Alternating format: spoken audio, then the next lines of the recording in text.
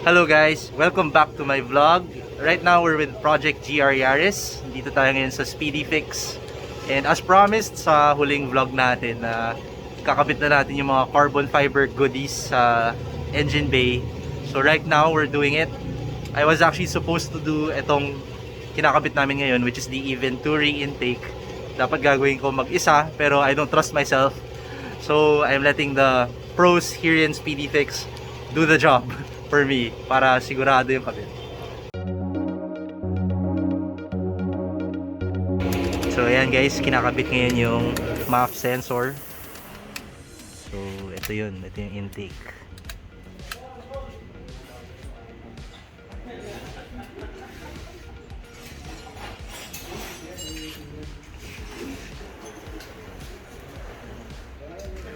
So we're making sure na tama yung install, kaya kami may instruction manual dito. When you don't follow the instructions, gumagalaw siya yung dalawang cone in place. So it's important na masundan natin to so that the two cones, the two big carbon fiber cones, don't move. While we're waiting for the Eventuri to be installed kay Project GR Yaris, let me show you guys some interesting cars dito sa Speedy Fix. So here we have this brand new 370Z mismo, pakabit ng exhaust.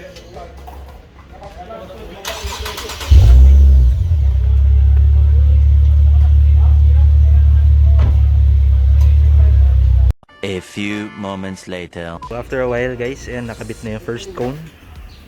So it's looking good. Yan yung pangalawang cone. Nakabit na. All we have to do now is to align yung dalawa. So ayan guys, nakabit na nila yung Eventuri Intake. Look at how beautiful that is. So it runs all the way from here sa harap. So dito papasok yung hangin.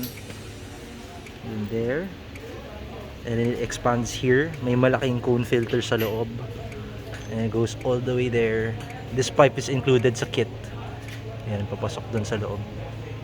Guys, kakauwi lang namin and nakakabit na yung Eventuri Intake. Let me show you real quick ano yung itsura niya.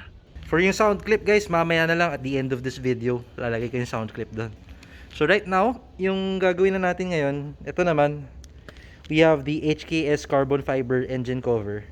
Tsaka yung HKS na fusebox cover na carbon fiber din.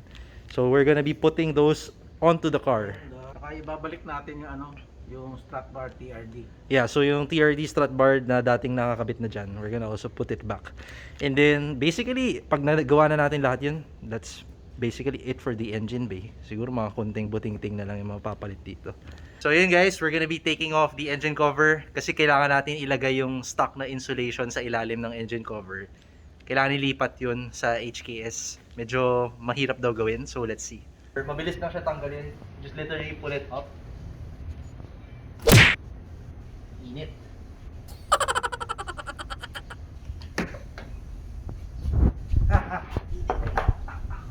Kailangan natin ngayon gawin is tanggalin yung insulation na nasa likod niya, which I've actually already started doing. So kailangan natin to tanggalin and may mga puputulin daw tayo dito according to the HKS installation manual. So after natin matanggal to, sabi ng HKS na manual, kailangan natin tanggalin tong mga rubber pieces na to. Ayan. So I was trying to find a way to take them off and this is apparently the most efficient way. So you need gloves para hindi mag-slip yung kamay mo kasi medyo matigas siya. You'd have to squeeze this in such a way na magiging elongated siya so that you'll be able to pull it out.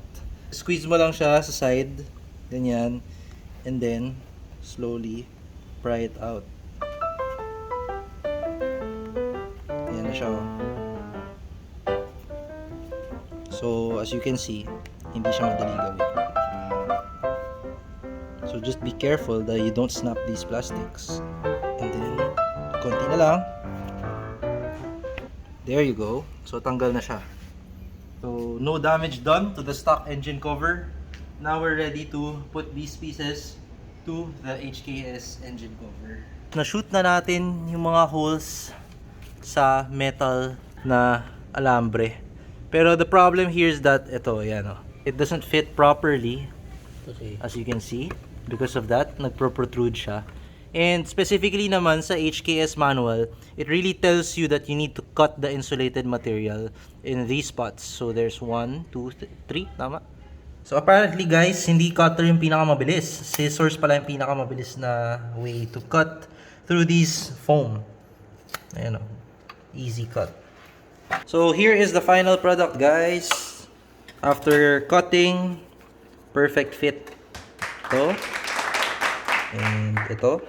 Perfect fit na rin. Nag-cut kami dyan sa ilalim. And ito rin, nag-cut kami dito ng pa ganyan para lapat na siya. So the next thing to do is itong mga alambre na to, you literally just fold this in like that. Yan. Fold in lang natin siya. The last thing we have to do is itong mga rubber na clip na tinanggal natin from the OEM ng engine cover. Babalik natin dito. Sa HKS, medyo maluwag siya, gumagalaw. Ilayo mo konti. Ayan, gumagalaw. Pero, it's still held in place, hindi siya matatanggal. So, we literally just put these. Ayan. Just squeeze and push. Ayan. Squeeze muna, squeeze. And then, slot it in. Ayan, nice one. So guys, we are finally done preparing the HKS engine cover for install. And as promised, yung fuse box cover naman ng HKS, carbon fiber din. So, let's open it now.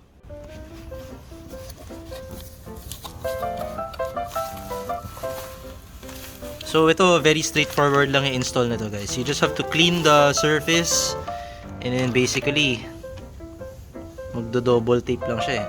You just have to make sure na clean tong surface and then ipapatong lang natin siya ng ganyan. Oh my god, I can already imagine the final look. Okay, mamaya na yan guys. Install muna namin to and then balikan ko kayo with the final product, pati yung TRD strut bar kakabit na namin. Let's do it. A few moments later. Meron tayong bisita dito. Si Mr. Parts Pro dumating dito. Hello! Ayun, may bisita tayo dito. Nag-vlog ako eh. Anyway, mamaya na. So, dumaan lang si Oric at ngayon nag-i-install na ng bagong mods. So, ito guys yung FJCraft na long split na mat. So, we were explaining dati sa vlog kung... Wala palang pinto dyan sa likod. Oo. Pag nalapag mo na siya, mahirap na siya i-ano. Kasi sobrang daming velcro. Oo nga. Sumabit yung velcro. Hindi, dikit mo lang dyan. Alright. Natanggalan ito. Yun. Diretso na sa SNR. So ayan guys yung long split. Pag naka-fold up na yung upuan, solid oh. Ganda eh, mukha siyang enclosed na eh. Oo nga eh.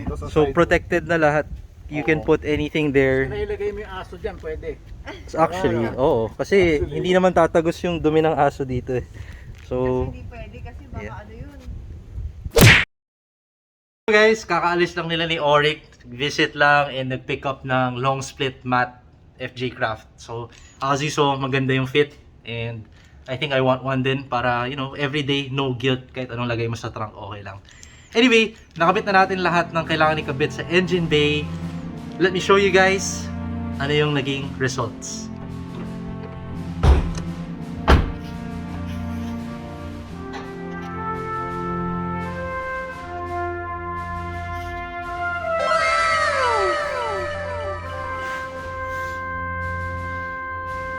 So, ayan siya guys.